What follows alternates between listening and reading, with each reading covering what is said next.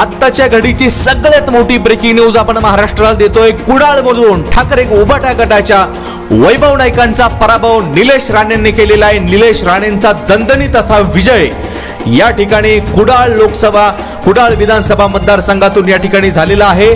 निलेश राणे 2 ते 3 महिन्यांपूर्वी धनुष्यमानावरती या ठिकाणी त्यांनी प्रवेश केलेला होता एकनाथ शिंदे यांच्या पक्षात। खरी शिवसेना कुणाची जनतेने शिक्कामोर्तब केलेला आहे। शिवसेनेच्या तब्बल 55 ते 56 जागा या ठिकाणी निवडून आलेल्या आहेत। 56 जागा निवडून आलेल्या आहेत आणि 81,660 एवढं मताधिक्य निलेश राणे यांना या ठिकाणी पडलेलं आहे। आपण पाहू शकता ही दृश्य।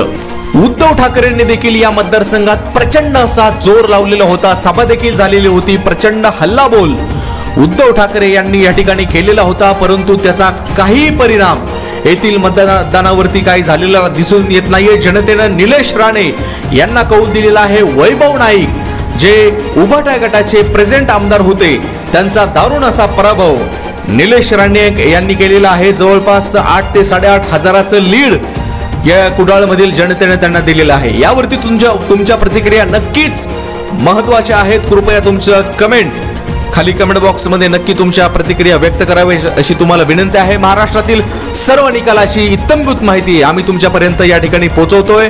सर्व गोष्टींचा सर्व डेटा त्यासोबतच निलेश राणे यांचे बंधू नारायण राणे यांचे चिरंजीव नितेश राणे कणकवलीमधून या ठिकाणी ते निवडणूक लढवत होते, तेही विजय झालेले आहेत।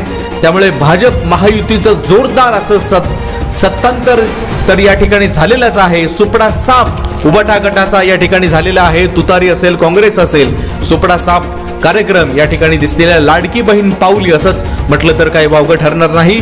कुडाळमधून निलेश राणे यांनी वैभव नाईकांना या ठिकाणी धोबीपछाड देत पराभूत केलेला आहे। यावरती तुमच्या प्रतिक्रिया नक्कीच आवश्यक आहेत। तुमचे मतं खाली कमेंट बॉक्सच्या माध्यमातून नक्की व्यक्त करावे।